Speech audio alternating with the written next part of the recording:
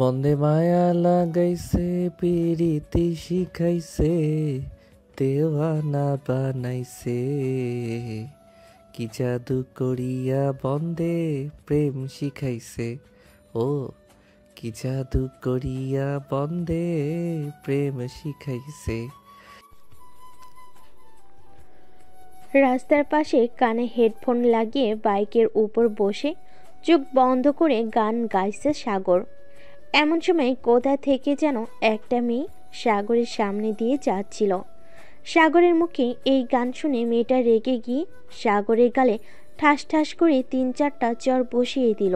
চর খেয়ে সাগর ধরফড়িয়ে বাইকের উপর থেকে সোজা হয়ে দাঁড়িয়ে গেল।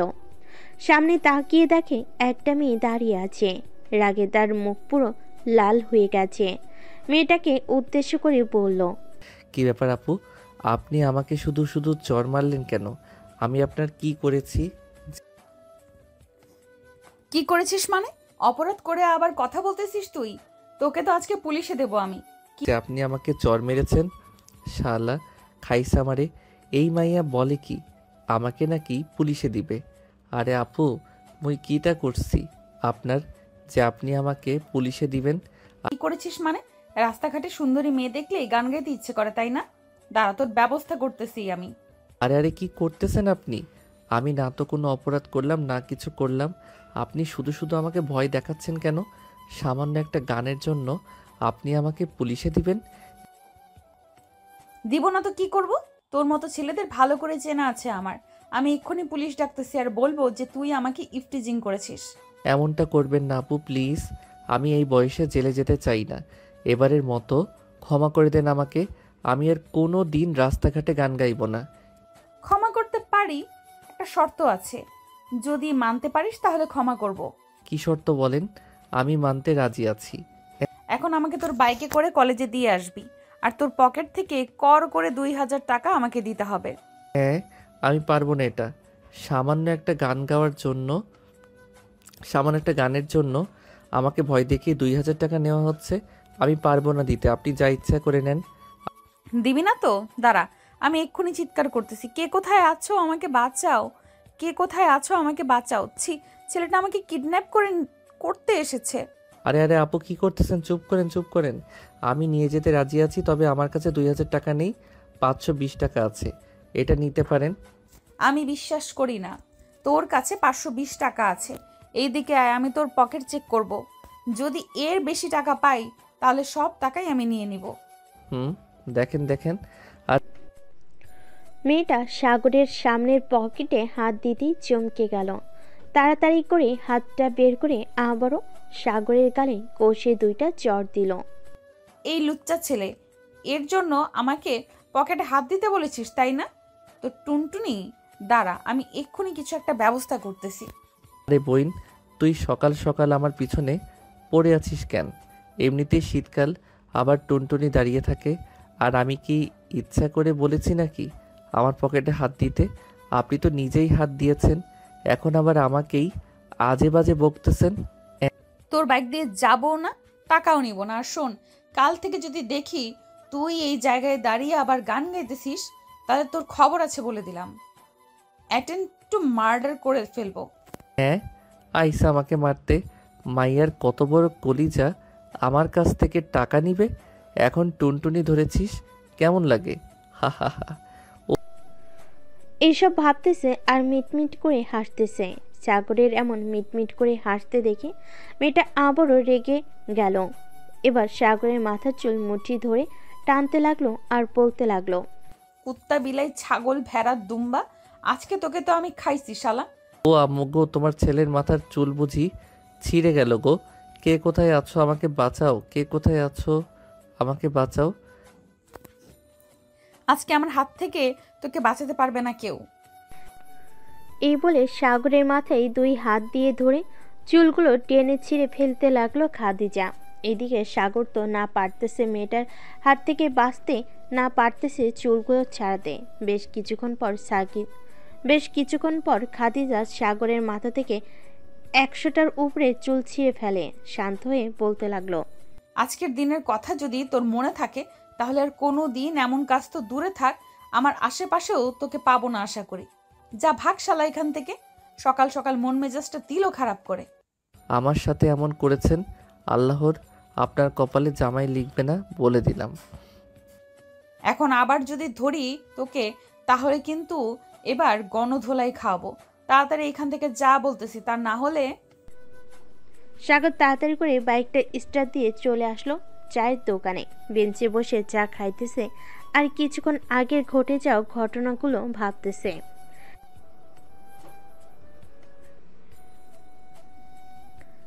এমন সময় তার বন্ধু মিরাজ আসলো সাগরের পাশে। বসতে বসতে বলতে লাগলো, কিরে শালা, সকাল সকাল কি সিন দেখাইলি? পরানটা জুড়ায় গেল। তুই আবার কি সিন দেখেছিস বলতো? তোর পরাণ আবার জোড়াবে কিভাবে? মিরাজ তার পকেট থেকে ফোনটা বের করে সাগরের সামনে ধরতেই সাগর দেখতে পেল মেয়েটার সাথে ঘটে যাওয়া পুরো ঘটনার ভিডিও। সাগর ড্যাব ড্যাব করে তাকিয়ে আছে মিরাজের দিকে। মিরাজ বলতে লাগলো, সবে সাগরকে নিয়ে হাসি তামাশা করতে লাগলো। এদিকে সাগর কিছু বলতেও পারছে না। কোথা থেকে যেন মিরাজ এসে ভিডিওটা করে ফেলেছে, আল্লাহ জানে। মামা, বেশ মজা পাইলাম ভিডিওটা দেখে। সত্যি বলতে অনেক মজা পাইছি। মেয়েটা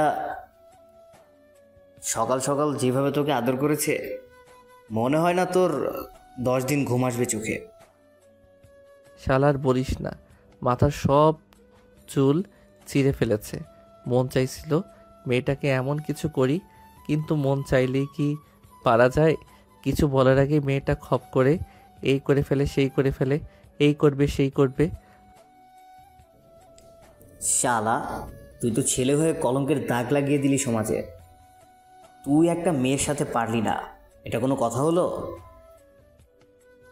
ভবিষ্যতে বাসর করতে গেলে তো তুই না, তোর বউ তোকে ধর্ষণ করবে মনে হয়। আর শরম দিস না। আজকে কার মুখ দেখে যে ঘুম থেকে উঠেছিলাম আল্লাহ ভালো জানে। মনে হয় কাজের বেটি জরিনার মুখ দেখে উঠছিলাম, তাই এমন হয়েছে। সকাল সকাল এমন একটা কাহিনী হয়ে গেছে। মারুফ সবুজ তারা যদি দেখতো তাহলে তো আমাকে পচিয়ে রাখতো না। দেখতো না, অলরেডি দেখে ফেলেছে। এবং তোর পেছনে দাঁড়িয়ে আছে। মাম্মা, কি খবর? সকাল সকাল আদরকে ফেললাম, আমাদের জানানোর প্রয়োজন মনে করলো না? ভাই প্লিজ, তোরা অন্তত আমাকে শরম দিস না। মান ইজ্জতের ভয়ে মেয়েটার মায়ের খাইছি, তা না হলে মেয়েটাকে কি যে করতাম আল্লাহ ভালো জানে। হয়েছে হয়েছে, পুঁটি মাছের কলিজা নিয়ে আর মেয়ে মানুষকে মারতে হবে না। যেই ছেলে একটা মশা মারতে গিয়ে হাঁপিয়ে যায়, সেই ছেলে নাকি আবার মেয়ে মানুষকে মারবে। যতই তুমি কালি পরিষ্কার করো না কেন, যেই জায়গায় একবার কালি লেগেছে ওই কালি আর উঠবে না চান্দু। যাও যাও, গিয়ে পরিষ্কার করো। আজকে আর কলেজে যাব না কেউ, আমিও বাসায় যাই। সবে সবার কাছ থেকে বিদায় নিয়ে চলে গেল বাসায়। এদিকে সাগরের গাল ফুলে বালিশে হয়ে আছে, সোফায় বসে বসে টিভি দেখতেছে। এমন সময় সাগরের ছোট বোন শাম্মী এসে সাগরকে বলতে লাগলো, ভাইয়া ভাইয়া, তোমাকে কি কেউ কিস করেছে সকাল সকাল? আমাকে আবার কে কিস করবে? তোর কাছে শুধু আজাইরা কথা ছাড়া অন্য কোনো কথা পাওয়া যায় না।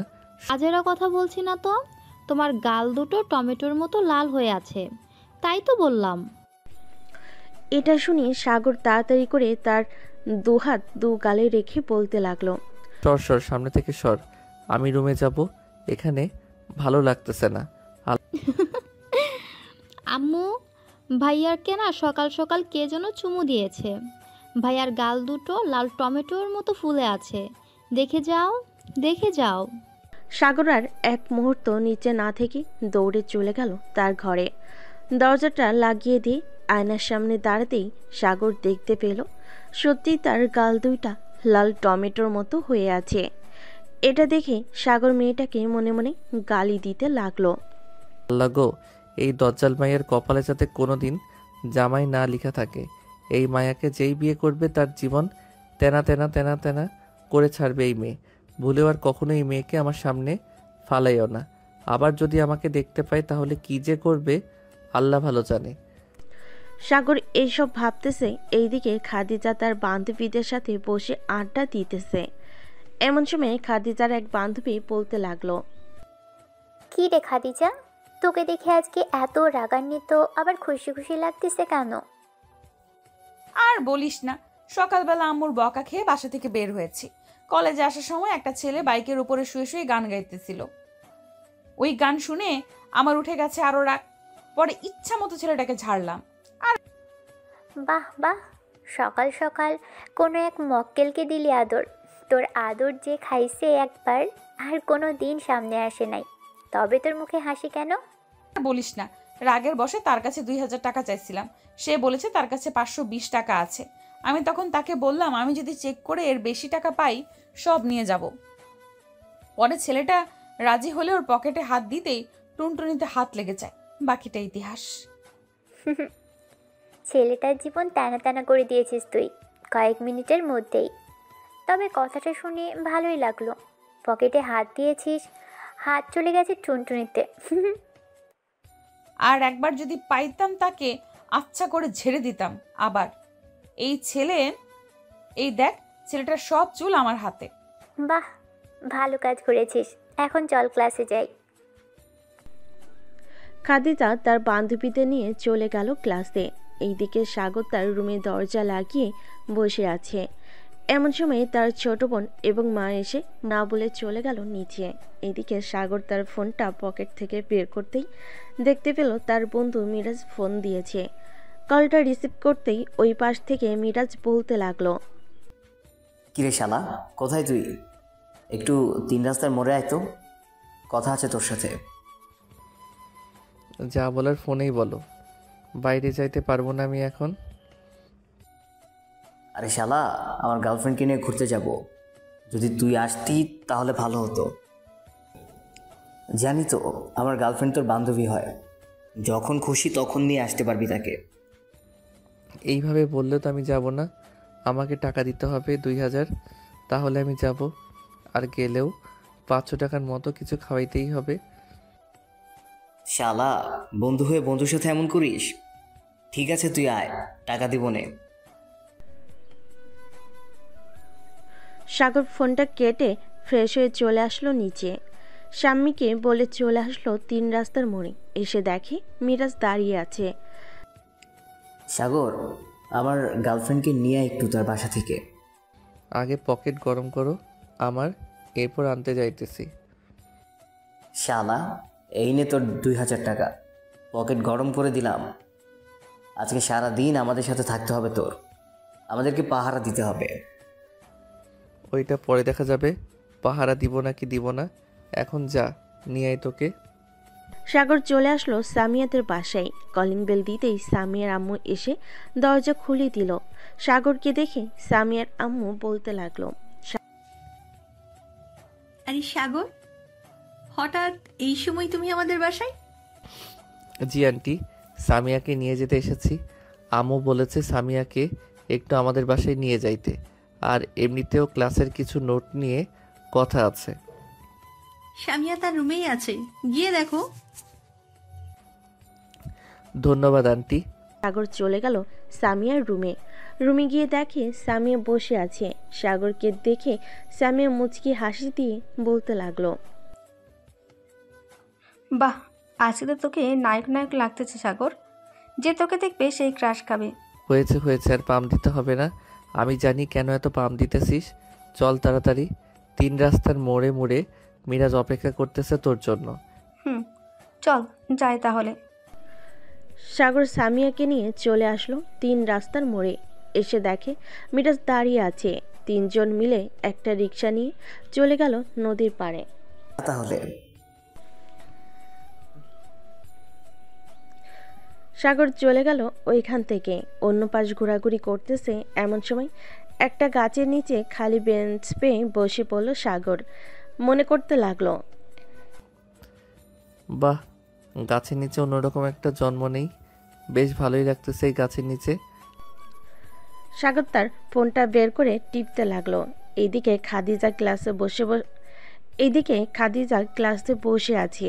এমন সময় মিম এসে বলতে লাগলো, খাদিজা আর ক্লাস করতে ভালো লাগতেছে না, চল না কোথাও থেকে ঘুরে আসি। এই সময় কোথা থেকে ঘুরে আসবো বল? ভর দুপুরবেলা এখন, আর তেমন পরিচিত কোনো জায়গাও নেই যে ঘুরতে যাব। চল আমার সাথে, আমার পরিচিত একটা জায়গা আছে, বেশ সুন্দর জায়গা, নদীর পাড়ে সেটা। এইখান থেকে 50 টাকা লাগে। তাহলে চল ঘুরে আসি ওইখান থেকে, আমারও ভালো লাগতেছে না। খাদিজা তার সকল বান্ধবীদের নিয়ে চলে আসলো কলেজের বাইরে।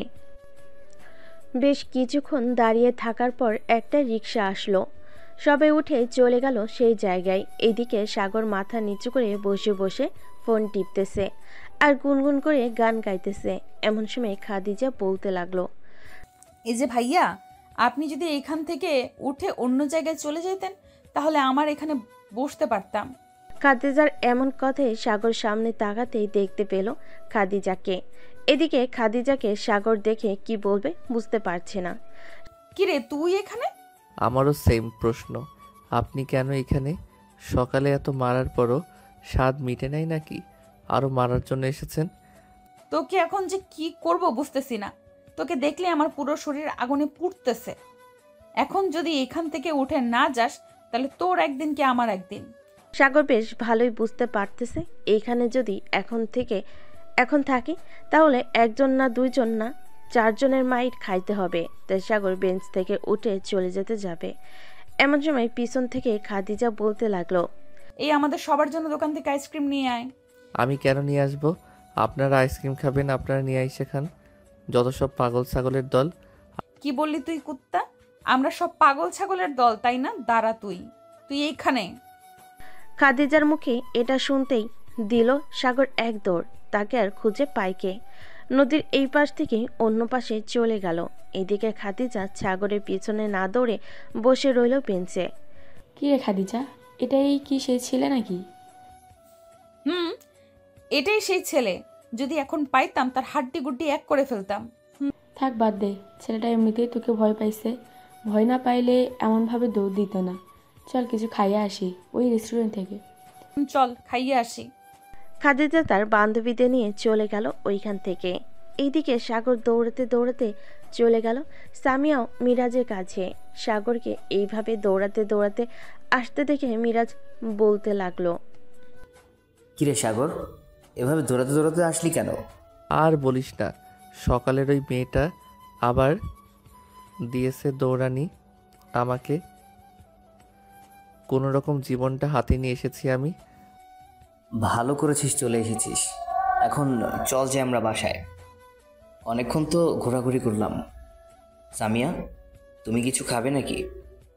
আমি আর কিছু খাবো না, এখন চলো বাসায় চলে যাই। সাগর সবাইকে নিয়ে চলে আসলো সামিয়াদের বাসায়। সামিয়াকে নামিয়ে দিল তারা দুজন। চলে গেল তাদের বাড়িতে। কলিং বেল দিতেই স্বামী এসে দরজা খুলে দিল। সাগরকে দেখে বলতে লাগলো, ভাইয়া তুমি সারাদিন কোথায় ছিলে? এই দিকে তো বড় একটা অঘটন ঘটেছে। তুমি যদি এখন মেন দরজা দিয়ে ভেতরে যাও তাহলে আব্বু তোমার শরীরের এক একটা হাড্ডি গুড্ডি আস্ত রাখবে না। আবার কি হয়েছে? আমি আবার কি করলাম? কিছুই তো বুঝতেছি না। বাইরে গেলেও দৌড়ানি, বাড়িতে আসলো দৌড়ানি। আমি কোথায় যাব এখন তাহলে? আমি জানি না তুমি কোথায় যাবে। এখন যদি তুমি মার খেতে না চাও তাহলে পিছনের দরজা দিয়ে ঘরে ঢোকো, আর যদি মার খেতে চাও তাহলে মেন গেট দিয়ে ঢুকতে পারো। আমি মেইন গেট দিয়ে ঢুকবো, দেখি কে কি বলে আমাকে। সাগর আল্লাহর নাম নিয়ে মেন গেট দিয়ে ঘরের ভিতর প্রবেশ করতেই রফিক চৌধুরী বলতে লাগলো, সাগর এইদিকে আয়। যেখানেই বাঘের ভয় সেখানেই সন্ধ্যা হয়। আজকে আমার কপালে কি লিখা আছে আল্লাহ ভালো জানে। হে আল্লাহ, আব্বু যাতে আমাকে কিছু না বলে। সাগর তার আব্বুর সামনে দাঁড়াতেই রফিক চৌধুরী বলতে লাগলো, সারাদিন কোথায় ছিলি তুই? তোকে কতগুলো ফোন দিলাম, একবারও রিসিভ করিস নাই কেন? সাগর তার পকেটে হাত দিতেই দেখতে পেল তার ফোন নেই পকেটে। রফিক চৌধুরীকে বলতে লাগলো, আব্বু, আমার ফোনটা চুরি হয়ে গেছে। তোর ফোন চুরি হয়ে গেছে তাই না? পার্কে গিয়েছিলি কোন মেয়ের সাথে সেটা বল আমাকে। আমি আবার কখন পার্কে গেছি আব্বু? তোমাকে কে বলেছে আমি পার্কে গেছি? আমার সাথে মিথ্যা বলবি না, সত্যি কথা বল, ছেড়ে দিব। মিথ্যা বললে তুই তোর কথার মধ্যেই পাঁচ খাবি। পরে সত্যিটা বলবি। আসলে আব্বু আমি তো যাই নাই, মিরাজ আর সামিয়া গেছে, আমিও গেছিলাম। ফোনটা হাতে নিয়ে চালু করতে দেখতে পেল সাগরের ফোন। এই মিম, এটা দেখ, এটা কার ফোন পেয়েছি আমি? এই বিচ্ছু ছেলের ফোন পেয়েছি। এখন কি করবো আমরা এই ফোনটা দিয়ে? ওই বিচ্ছু ছেলের ফোন পেয়েছি, কি করব? বাসায় নিয়ে যাব। যদি ফোনটা নেওয়ার জন্য ফোন দেয় তাহলে টাকা চাইবো, আর ফোনের লক তো দেখি খোলাই আছে। বাসায় গিয়ে দেখবো কি কি করে সে। এটা অন্যায় খাদিজা, আমরা অন্যজনের ফোন তার অনুমতি ছাড়া চেক করতে পারবো না। কোনো অন্যায় না, চল এখন বাসায় যাই। খাদিজা এবং তার বান্ধবীরা সবাই চলে গেল বাসায়। কলিং বেল দিতেই খাদিজার আম্মু এসে দরজা খুলে দিল। খাদিজাকে দেখে বলতে লাগলো, কি রে খাদিজা, আজকে এত দেরি হয়েছে কেন? তুই না বলেছিলি আজকে তাড়াতাড়ি চলে আসবি? আম্মু বলেছিলাম তো, কিন্তু আজকে বান্ধবীদের সাথে ঘুরতে গিয়েছিলাম তাই দেরি হয়ে গেছে। আব্বু আসে নাই? না, তোর আব্বু আসে নাই এখনো, রাতে আসবে বলেছে। যা ফ্রেশ হয়ে আয়, আমি খাবার রেডি করতেছি টেবিলে। আমি এখন খাবো না, বাহির থেকে খেয়ে এসেছি, ক্ষুধা নেই আমার। আচ্ছা তাহলে গিয়ে ফ্রেশ হয়ে একটু রেস্ট কর। খাদিজা চলে গেল তার রুমে। ফ্রেশ হয়ে দরজা লাগিয়ে সাগরের ফোনটা বের করে সবার প্রথমে ফেসবুকে ঢুকলো।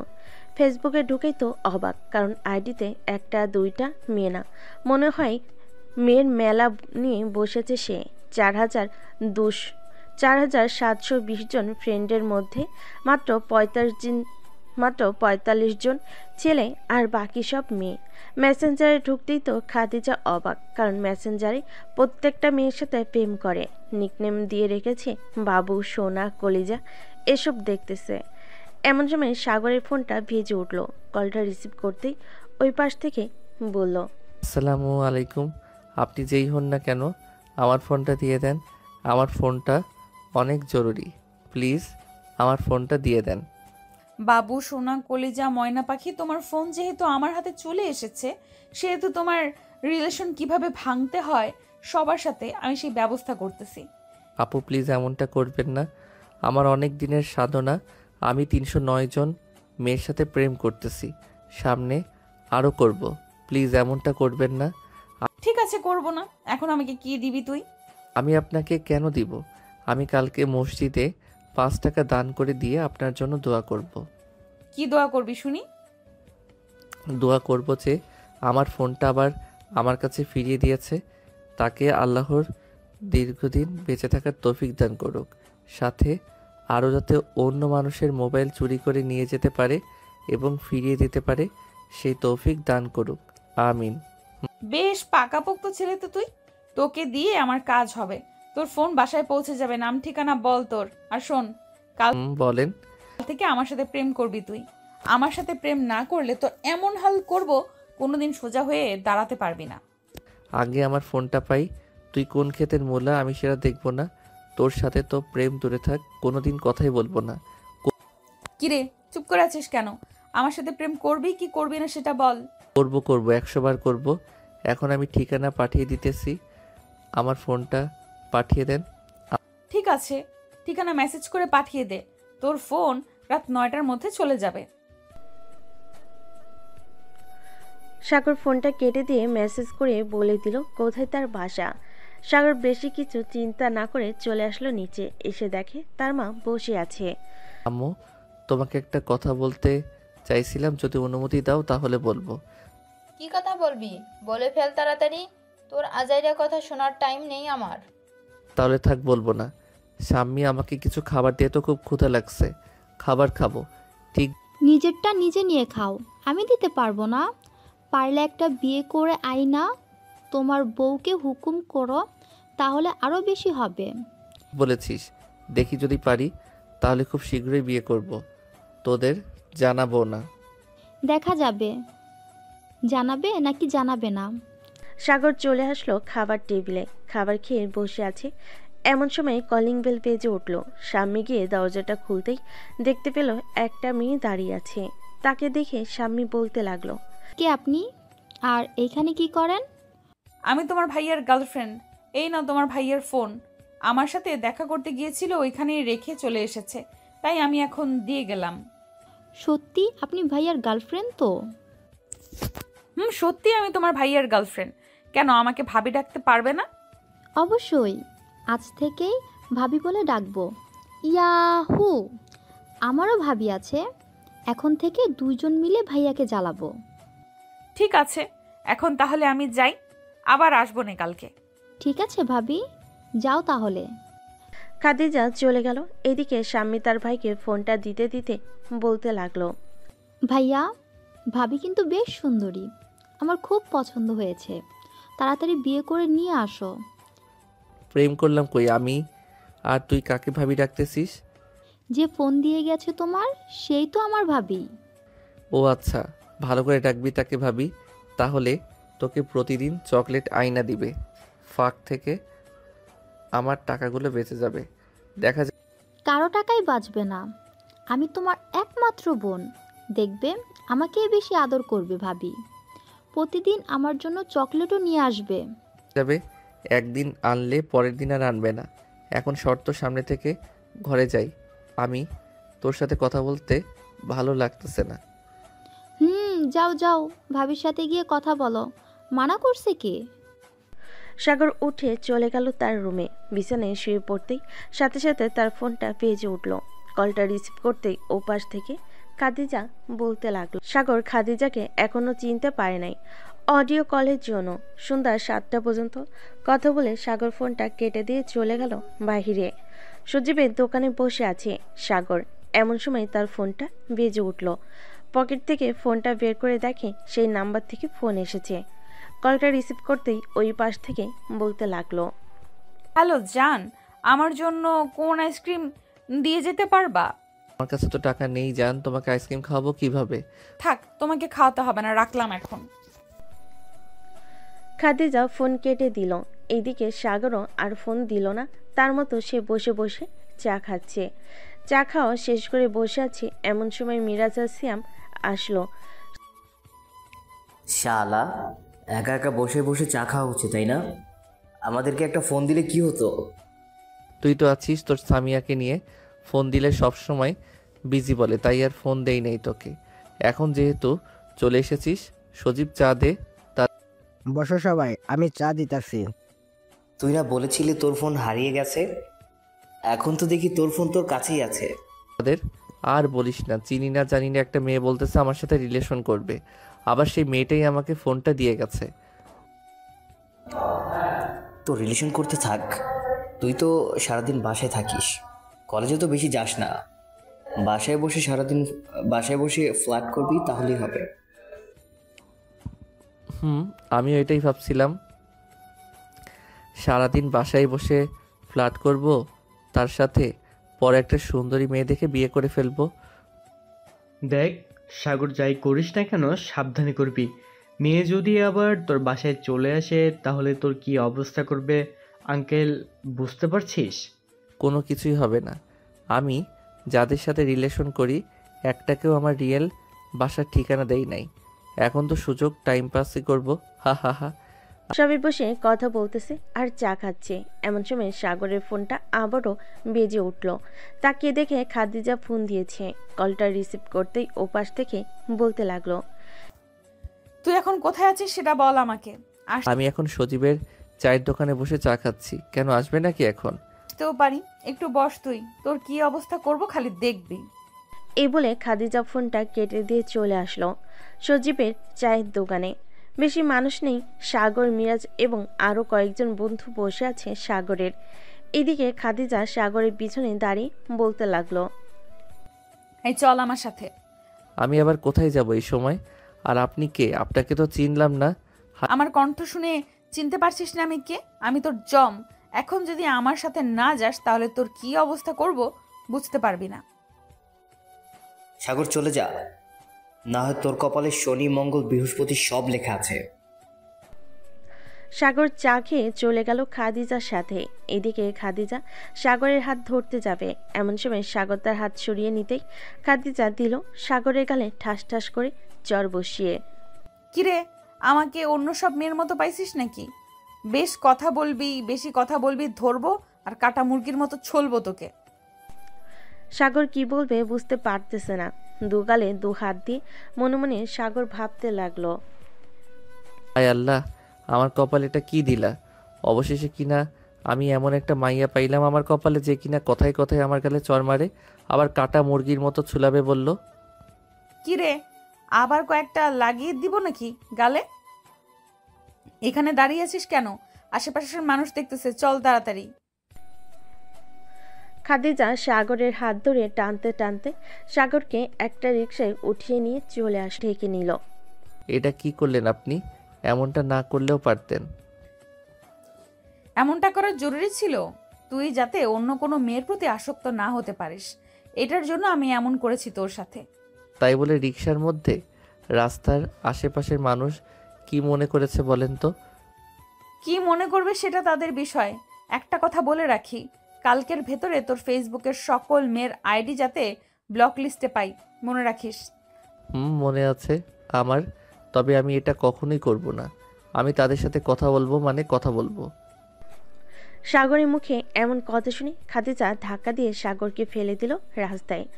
রিকশা থেকে রাস্তায় পড়ার কারণে সাগরের হাত চুলে গেছে, কয়েক জায়গায় থেকে রক্ত বের হচ্ছে। খাদিজা রিকশা থেকে নেমে সাগরকে উঠিয়ে আবার রিকশায় উঠে পড়ল। মামা একটা ফার্মেসিতে জানতো, ওর হাত কেটে গেছে। ঠিক আছে মামুনি, আমি যাইতেছি এখনই। রিকশাওয়ালা মামা সাগর আর খাদিজাকে নিয়ে চলে গেল একটা ফার্মেসিতে। সাগরের হাতে ব্যান্ডেজ করিয়ে দিয়ে চলে আসলো বাসায়।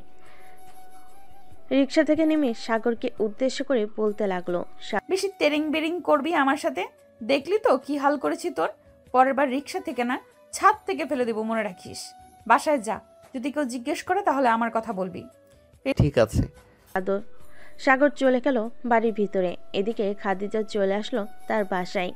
সাগর বাড়ির ভিতরে প্রবেশ করতেই তার আম্মু বলতে লাগলো, কি রে সাগর, তোর হাতে ব্যান্ডেজ করা কেন? কি হয়েছে তোর হাতে? তেমন কিছু হয় নাই আম্মু, রিকশা থেকে পড়ে গেছিলাম, তাই হাতে একটু ছুলে গেছে। পড়ে গেছো নাকি ভাবি ফেলে দিয়েছে? কোনটা? স্বামী, এখন কি মায়ের খাবি তুই? এমনিতেই আমার মাথা আগুন হয়ে, আগে মায়ের খেতে চাস নাকি? কি স্বামী, কি শুরু করলি দুজন? যা রুমে যা। সাগর চলে গেল রুমে। রাতে খাওয়া দাওয়া করে শুয়ে আছি, এমন সময় সাগরের ফোনটা বেজে উঠল। তাকিয়ে দেখে খাদিজা ফোন দিয়েছে। সাগর ফোন রিসিভ করলো না। বেশ কয়েকবার বেজে কেটে গেল ফোনটা। ফেসবুকে অ্যাক্টিভ আছে আর আমার ফোন রিসিভ করছে না। সকালে রেডি থাকিস সাগর, তোর হাল বেহাল করে ছাড়বো আমি, বলে খাদিজা ঘুমিয়ে গেল। পরের দিন সকালে খাদিজা ঘুম থেকে উঠে ফ্রেশ হয়ে চলে আসলো সাগরদের বাসায়। কলিং বেল দিতেই সাগরের মা এসে দরজা খুলে দিল। সাগরকে দেখে বলতে লাগলো, কে তুমি মা? এত সকালে আমাদের বাসায় কি করো? আন্টি, আমি আপনার ছেলের গার্লফ্রেন্ড। সাগরকে কালকে আমি রিকশা থেকে ধাক্কা দিয়ে ফেলে দিছি। আপনার ছেলে আমার কথাও শোনে না, আমাকে রেখে অন্য মেয়েদের সাথে কথা বলে। আপনি বলেন, এটা মেনে নেওয়া যায় নাকি? ভালো করেছো, সাগরের শিক্ষা হয়েছে। সে আর কখনোই এমন করবে না আশা করি। যাও, সাগর ঘরে ঘুমাচ্ছে। খাদিজা চলে গেল সাগরের রুমে। গিয়ে দেখে সাগর ঘুমাচ্ছে। দরজাটা লাগিয়ে দিয়ে এসে সাগরের পাশে বসে সাগরকে ভালোভাবে দেখতে লাগলো। দেখতে শুনতে তো মাশাল্লাহ, চরিত্র এত খারাপ কেন কুত্তা তোর? একটা থাকতে 10টা লাগবে কেন? একটা দিয়ে হয় না নাকি তোর? এখন থেকে আমার অত্যাচার সহ্য করতে হবে তোর। এই বলে খাদিজা তার ঠোঁট জোড়া সাগরের ঠোঁটের সাথে চেপে ধরে লিপকিস করতে লাগলো। বেশ কিছুক্ষণ একা করার পর সাগরও রেসপন্স করতেছে দেখে সাগরের ঠোঁটে কামড় বসিয়ে দিল খাদিজা। সাগর ব্যথায় উফ করে উঠল। চোখ খুলতেই দেখতে পেল খাদিজা বসে আছে। তাকে দেখে বলতে লাগলো, ব্যাপার, আপনি এই বাসায় আসলেন কিভাবে? আর বাসাই বা চিনলেন কিভাবে? আমার শ্বশুর বাড়ি এটা, আর আমি চিনবো না এটা কোনো কথা হলো? কিস করার সময় রেসপন্স করছিলি না কেন সেটা আগে বল। আমি ঘুমিয়েছিলাম তো রেসপন্স করব কিভাবে? তোর ঘুমের মায়েরে বাপ। তার আগে বল, সারা রাত অনলাইনে থেকে কয়টা মেয়ের সাথে কথা বলেছিস? সত্যি করে বলবি, তাহলে শাস্তি দিব না। 17 থেকে 18টা মেয়ের সাথে কথা বলেছি। আর এখন আপনি আমার সাথে আর এখন আপনি আমার বাসা থেকে চলে যান, আব্বু দেখলে সর্বনাশ হয়ে যাবে। কোনো কিছুই হবে না। আমার শ্বশুর বাড়িতে এসেছি, তাতে কার কি হবে শুনি? সাগর আর কিছু বলল না, শুয়ে রইল। এদিকে খাদিজা বারবার সাগরের ঠোঁটের দিকেই তাকাচ্ছে। সাগরও বুঝে ফেলেছে, তাই সাগর আর দেরি না করে খাদিজার ঠোঁট জোড়া দখল করে নিল। প্রায় 30 মিনিট পর সাগর খাদিজাকে ছেড়ে দিতেই খাদিজা হাঁপিয়ে হাঁপিয়ে বলতে লাগলো, এই পিচ্ছি, তুই এত রোমান্টিক, আগে জানতাম না তো। আগে জানলে কি করতেন? এসে চুমো দিতেন নাকি? ছি চুমু দিতাম মানে? তোকে কোলে বসিয়ে তোর সব কিছু খাইতাম। ছি, আপনি এত লুচ্চা। আমি আগে জানলে আপনার সাথে রিলেশনে যাইতাম না। কি বললি কুত্তা? আবার বলতো। আমার সাথে রিলেশনে যাবি না, তাই না? দেখ তোর কি অবস্থা আমি করি এখন। এই বলে খাদিজা আবারও সাগরের ঠোঁটে কামড় বসিয়ে দিল। বেশ কিছুক্ষণ যাওয়ার পর সাগর খাদিজাকে ধাক্কা মেরে সরিয়ে দিয়ে বলতে লাগলো, হয়েছে, আর কিছু করতে হবে না। আপনি অনেক পারেন, আমি বুঝে গেছি। এখন আপনি আপনার বাসায় যান, এইখানে থাকলে সমস্যা আছে। এখন বাসায় চলে যেতেছি, বিকালে আবার আসবো। আর একটা কথা আমি আন্টিকে বলে যেতেছি, তোকে যদি বাসার বাইরে যেতে দেয় তাহলে তোর হাড্ডি গুড্ডি ভেঙে ফেলবো আমি। এই বলে খাদিজা চলে গেল নিচে। সাগরের মায়ের সাথে কিছুক্ষণ কথা বলে আবারও বাসায় চলে গেল। এদিকে সাগর ফ্রেশ হয়ে চলে আসলো নিচে খাবার টেবিলে। বসতেই তার মা বলতে লাগলো, কি রে সাগর, মেয়েটা তো বেশ ভালোই। তোর আব্বুর সাথে কথা বলে তোদের বিয়েটা করিয়ে দেই, কি বলিস? আম্মু, আমি এখন বিয়ে করতে চাই না। আমি নিজে কোনো কাজ করি না, কিছু করি না। আর তুমি বলতেছো আমি এখন বিয়ে করতাম? আমি গেল স্যারের সাথে ক্লাসে। বেশ কিছুক্ষণ পর সবাই স্যারকে খাতা দিয়ে দিল পরীক্ষা দেওয়ার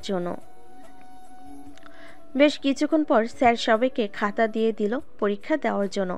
প্রায় 40 মিনিট পরীক্ষা দিয়ে সবাই বাহিরে চলে গেল। এদিকে সাগর আর মিরাজ বসে আছে ক্যান্টিনে। এমন সময় খাদিজা আসলো সাগরের পাশে, দাঁড়িয়ে বলতে লাগলো, কিরে তুই এই কলেজে কি করিস? এই কলেজে পড়ালেখা করিস নাকি তুই? আমি এই কলেজে পড়ালেখা করি। কিছু বলবেন নাকি আমাকে? না, কিছু বলবো না। এখন সোজা বাসায় যাবি। বেশি কথা বললে কিন্তু খবর আছে তোর। দেখেন, আপনাকে তো আমি... আমাকে কি বল, আমাকে কি? সাগর, চল এখান থেকে। আজ এরা তর্ক করা লাগবে না। মিরাজ সাগরকে নিয়ে চলে গেল বাসায়। কলিং বেল দিতেই সাগরের মা এসে দরজা খুলে দিল। মিরাজ, কেমন আছো? অনেকদিন পর আসলে আমাদের বাসায়। আন্টি, ভালো আছি। আব্বুর অফিসের কাজ বুঝতেছি তো আস্তে আস্তে, তাই আর কি আসা হয় না। সাগর, যা তাহলে, আমি এখন যাই। বাসায় আসো, এখনই চলে যাবে কেন? চা খেয়ে যাও। না আন্টি, অন্যদিন খাবো, আজকে যাই আমি। মিরাজ চলে গেল। এইদিকে সাগর বসে আছে সোফায়। এমন সময় সাগরের ফোনটা বেজে উঠল। তাকিয়ে দেখে খাদিজা ফোন দিয়েছে। কলটা রিসিভ করতেই ওপাশ থেকে বলতে লাগলো, কিরে বাসায় গিয়েছিস নাকি? বাসায় আইছি, রাখলাম এখন। ফোন কাটলে খবর আছে তোর। ভিডিও কল দে, আমি দেখবো বাসায় গিয়েছিস নাকি। তুই তো কথায় কথায় মিথ্যা কথা বলিস। সাগর রাগে দুঃখে ফোন করবে কি, ফোনটা এমন জোরে ঢিল মেরেছে দেওয়ালে 10 টুকরো হয়ে গেছে। কিছু পর শব্দ পেয়ে সাগরের মা তার রুম থেকে দৌড়ে এসে দেখে সাগরের ফোন ভেঙে পড়ে আছে। কি রে, ফোনটা ভেঙে ফেললি কেন? আমি আর ফোন চালাবো না আম্মু, আর এইখানেও থাকবো না। আমি আজকেই কোথাও চলে যাব। এই বলে সাগর সোফা থেকে উঠে চলে গেল তার রুমে। বিছানায় বসে আছে। এমন সময় কলিং বেলের শব্দ শুনতে পেল সাগর। বারান্দায় দাঁড়িয়ে আছে সাগর। এমন সময় দেখতে পেল খাদিজা তার ভিতরে প্রবেশ করতেছে। খাদিজাকে দেখে সাগরের মাথা পুরো আগুনের মতো অবস্থা। সাগর তার রুমে ঢুকে দরজাটা লাগিয়ে দিয়ে বিছানায় শুয়ে পড়ল। এদিকে খাদিজা সাগরের দরজার সামনে দাঁড়িয়ে ডাকতে লাগলো, সাগর, দরজা খুলো বলতেছি। দরজা খুলবো নাকি তুমি তোমার বাসায় যাও। তোমার মুখ দেখতে ইচ্ছে করে না আমার। কি বললি তুই? আমার মুখ দেখতে ইচ্ছে করে না, তাই না? একবার যদি দরজাটা খুলতে পারি তাহলে তোর কি হাল করব নিজেও জানবি না। আরে যা তো এখান থেকে, তোর কথা শুনলে এখন আমার গা জ্বালা পোড়া করে। এই বলে সাগর চলে আসলো ওয়াশরুমে। ট্যাপ চালু করে দাঁড়িয়ে আছে যাতে খাদিজার কোনো কথা না শুনতে পারে। বেশ কিছুক্ষণ পর খাদিজা চলে গেল নিচে। এদিকে সাগর ওয়াশরুম থেকে বের হয়ে চলে গেল নিচে, গিয়ে দেখে খাদিজা বসে আছে সোফায়। সাগর ওইদিকে না গিয়ে সোজা চলে আসলো খাবার টেবিলে। স্বামী খাবার রেডি করে দিয়েছে। সাগর যেই খাবারটা মুখে দিতে যাবে এমন সময় খাদিজা সাগরের সামনে এসে ঠাস ঠাস করে 2টা চর মারল সাগরকে। এই আমার সাথে রাগ দেখাবি তাই না? এখন দেখ তোকে কি করি। সাগর খাবারের প্লেটটা হাতে নিয়ে ফেলে দিয়ে চলে আসলো তার রুমে। টেবিলের উপর থেকে বাটন ফোনটা পকেটে ভরে ডয়ের থেকে কিছু টাকা নিয়ে চলে গেল বাহিরে। সাগর কোথায় যাবে কি করবে সে নিজেও জানে না। একটা রিক্সা নিয়ে চলে আসলো বাস কাউন্টারে। এদিকে স্বামী খাদিজাকে উদ্দেশ্য করে বলতে লাগলো, এটা আপনি একদম ঠিক করলেন না। ভাইয়াকে ভালোবাসেন বলে ভাইয়ার সাথে এমন করবেন তা কিন্তু না।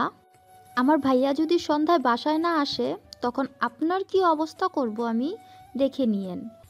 এখন যান আমার চোখের সামনে থেকে, আর কোনোদিন এই বাড়িতে আসবেন না। খাদিজা আর কিছু না বলে চলে গেল ওই বাড়ি থেকে। এদিকে সাগর একটা বাসে উঠে পড়ল। উদ্দেশ্য সাগর যাবে কক্সবাজারে। যেই ভাবা সেই কাজ। বেশ কিছুক্ষণ পর বাস ছেড়ে দিল। সাগর বাসের কেবিনে শুয়ে আছে। কখন যে ঘুমিয়ে গেছে খেয়াল নেই তার। এদিকে খাদিজা নিজের মনকে বলতে লাগলো, আমি কি সাগরের প্রতি অনেক বেশি জুলুম করে ফেলেছি? এটাই হবে। আমি সাগরের প্রতি অনেক জুলুম করে ফেলেছি। আর করব না আমি এমন। কিন্তু সাগর কোথায় গেছে? তাকে এখন কোথায় খুঁজে পাবো? এসব ভাবতেছে খাদিজা। বেশ কিছুক্ষণ পর খাদিজার ফোনে মিমের কল আসলো। খাদিজা ফোনটা রিসিভ করতেই ওপাশ থেকে মিম বলতে লাগলো, কিরে খাদিজা, সাগরের সাথে কিছু হয়েছে নাকি? রে, আজকে সাগরকে আমি আবার মেরেছি। সাগর তার ফোন ভেঙে ফেলেছে। আবার খাওয়ার দাওয়ার সময়ও তার গালে 2টা চড় মেরেছিলাম, তখন খাবার প্লেট ভেঙে ফেলেছে। এটা তোর একদম উচিত হয় নাই। আর কত অত্যাচার করবি? তুই মাঝে মধ্যে বেশি বেশি করে ফেলিস, যা বলার বাহিরে। রাখলাম এখন, বাই। ফোনটা কেটে দিল। এদিকে খাদিজা কি করবে বুঝতে পারছে না। সাগরের সাথে কিভাবে যোগাযোগ করবে সেটাও বুঝতে পারছে না। দেখতে দেখতে রাত 9টা বেজে গেল। সাগরের মা, স্বামী এবং রফিক চৌধুরী চিন্তিত, কারণ সাগরের রাগ সম্পর্কে তাদের জানা আছে। খাদিজা দাঁড়িয়ে আছে তাদের সামনে। সে কি করবে বুঝতে পারছে না। স্বামী সিয়াম আর মিরাজকে ফোন দিয়ে বলেছিস নাকি? আব্বু বলেছি, ওরা খোঁজ করতেছে কিন্তু পাইতেছে না। ভাইয়া হঠাৎ কোথায় চলে গিয়েছে আমি বুঝতে পারছি না। সাগরের মা, যাও খাবার খেয়ে নাও, সাগর চলে আসবে। আমি আমার ছেলেকে ছাড়া কোনোদিন রাতে খেয়েছি নাকি? সাগরকে খাইয়ে দিয়ে এরপর আমি খাবো। তোমাদের ক্ষুধা লাগলে গিয়ে খাও। স্বামী যা, তোর আব্বুকে খাবার রেডি করে দে। সে কি বলবে বুঝতে পারছে না। সবাই খাবার খেয়ে চলে গেল যার যার রুমে। এদিকে সাগরের মা খাদিজাকে উদ্দেশ্য করে বলতে লাগলো, খাদিজা তুমি বাসায় চলে যাও। সাগর বাসায় আসলে আমি ফোন দিয়ে জানিয়ে দেবো নে। ঠিক আছে আম্মু, ঠিক আছে আন্টি, এখন তাহলে আমি যাই। খাদিজা চলে গেল। দেখতে দেখতে রাত পার হয়ে সকাল হয়ে গেছে। সাগরের খোঁজ এখনো কেউ পায় নাই। এদিকে সাগর কক্সবাজারে হোটেলে এসে বিশ্রাম নিতেছে। এমন সময় তার বাটন ফোনটা বেজে উঠল। কলটা রিসিভ করতেই ওই পাশ থেকে মিরাজ বলতে লাগলো, কিরে সাগর, তুই এখন কোথায় আছিস রে, সেটা বল। আমি যেখানে আছি বেশ ভালো আছি। ওই মেয়ের যন্ত্রণা থেকে বেশ ভালো আছি। তুই এক কাজ কর, আমাকে আর ফোন দিবি না। আর আম্মুকে বলে দে যে আমার সাথে কথা বলেছিস। আমার রাগ কমলে আমি বাসায় চলে যাবো এমনি এমনি। ঠিক আছে, আয় তাহলে। সাগর ফোনটা কেটে দিয়ে বসে রইল বিছানায়। আমি তো কাপড়ও আনলাম না, যাই কিছু ড্রেস কিনে নিয়ে আসি। যেই ভাবা সেই কাজ। সাগর চলে গেল ড্রেস কেনার জন্য। ড্রেস কেনা শেষ করে আবারও হোটেলে চলে আসলো। দুপুরে সাগর থেকে গোসল করে এসে খাওয়া দাওয়া করে নিল। এইদিকে খাদিজা বিছানায় শুয়ে শুয়ে কান্না করতেছে আর ভাবতেছে, আমি অনেক বড় ভুল করে ফেলেছি। সাগরকে এইভাবে না মারলেও পারতাম। সাগর তো এখন সব কিছু বুঝে, তাকে ভালো করে বোঝালেই পারতাম। এখন তাকে কোথায় থেকে খুঁজে বের করব? বিকেলে সাগর কিছু নিয়ে চলে গেল উদ্দেশ্যে। কিরে সিয়াম, সাগরকে আবার ফোন দিয়েছিলি নাকি? দিয়েছিলাম। সাগর তো কল রিসিভ করে নাই, আর কয়েকবার ট্রাই করেছি তবুও ধরল না। ও আচ্ছা। মিরাজ আর কিছু বলল না। এইদিকে সাগর চলে আসলো ঢাকা বিমানবন্দর স্টেশনে। একটা রিক্সা নিয়ে তার বাসায় যেতে লাগলো। বেশ কিছুক্ষণের মধ্যেই সাগর চলে গেল বাসায়। গিয়ে দেখে গেটে তালা দেওয়া। দারুণকে জিজ্ঞেস করতে লাগলো, চাচা আম্মু আব্বু কোথায় গেছে? ও সাগর, তোমার আব্বু আম্মু তো হাসপাতালে গেছে। খাদিজা নামের একটা মেয়ে অসুস্থ, তাকে দেখার জন্য। ও আচ্ছা, আপনি ফোন দিয়ে বলে দেন যে আমি বাসায় এসেছি, যাতে চাবিটা স্বামীর কাছে দিয়ে পাঠিয়ে দেয়। ঠিক আছে, তুমি বসো এইখানে, আমি ফোন দিয়ে বলতেছি পাঠিয়ে দেওয়ার জন্য। সাগর বসে রইল। এইদিকে দারুণ ফোন দিয়ে বলে দিল যে সাগর বাসে এসেছে। সাগরের আসার খবর পেয়ে খাদিজা বেড থেকে উঠে বসে পড়ল আর বলতে লাগলো, আমি সাগরের সাথে দেখা করব, প্লিজ আমাকে দেখা করিয়ে দেন সাগরের সাথে। দেখা করতে পারবে, সমস্যা নেই, ডাক্তার আসুক, তোমাকে রিলিজ দিলে নিয়ে যাব। বেশ কিছুক্ষণ পর ডাক্তার আসলো। এসে খাদিজাকে চেক আপ করে বলতে লাগলো, ওনাকে এখন থেকে ঠিক মতো খাইতে বলবেন, না হলে আবার অসুস্থ হয়ে যাবে। আমি কিছু ওষুধ লিখে দিচ্ছি, ওইগুলো খাওয়াবেন, তাহলে ঠিক হয়ে যাবে। ঠিক আছে ডাক্তার, আপনি রিলিজের ব্যবস্থা করেন। আচ্ছা, আমি রিলিজের ব্যবস্থা করতেছি, আপনারা সব কিছু গুছগাছ করে নেন। ডাক্তার খাদিজাকে রিলিজ দিয়ে দিল। সবাই খাদিজাকে নিয়ে চলে গেল সাগরদের বাসায়। এদিকে সাগর পিছনে গেট দিয়ে বাড়ির ভিতরে প্রবেশ করলো। তার রুমে ঢুকে ফ্রেশ হয়ে বিছানায় শুয়ে পড়তে ঘুমে চলে আসলো তার। কখন যে ঘুমিয়ে গেছে খেয়াল নেই। বিকেলে কারোর কান্নার শব্দে ঘুম ভেঙে গেল। সাগরের চোখ খুলতেই দেখতে পেল খাদিজা তার পা জড়িয়ে ধরে কান্না করতেছে। সাগর তাড়াতাড়ি করে তার পাটা সরিয়ে বলতে লাগলো, এ আপনি কে? আর আমার পা ছড়িয়ে ধরে কান্না করতেছেন কেন? প্লিজ সাগর, আমাকে মাফ করে দাও, আর কখনো এমন করব না, আমাকে মাফ করে দাও এবারের মতো। আরে কে আপনি আর আমার কাছে মাফ চাইতেছেন কেন? আমি আপনাকে মাফ করার কে? মাফ তো করবে আল্লাহ। আপনি এই রুম থেকে চলে যান বলতেছি। যতক্ষণ পর্যন্ত মাফ না করবে আমি ততক্ষণ পর্যন্ত যাব না। এইভাবেই তোমার পা জড়িয়ে ধরে বসে থাকবো। আচ্ছা যান, আমি মাফ করে দিলাম। আর একটা কথা, বিনা অনুমতিতে আমার রুমে প্রবেশ করতে পারবেন না আপনি। ঠিক আছে, প্রবেশ করব না। তুমি যেটা বলবে এখন থেকে আমি সেটাই মেনে চলবো। এই বলে খাদিজা চলে গেল নিচে। সবাই বসে আছে। খাদিজাকে দেখে রফিক চৌধুরী বলতে লাগলেন, কি হয়েছে খাদিজা, সাগর কিছু বলেছে নাকি? না, কিছু বলে নাই আঙ্কেল। আপনারা সাগরকে রাজি করিয়ে আমার সাথে বিয়ে দিয়ে দেন। আমি আর কখনোই এমন করব না সাগরের সাথে। আমি আপনার পায়ে পড়তেছি, প্লিজ।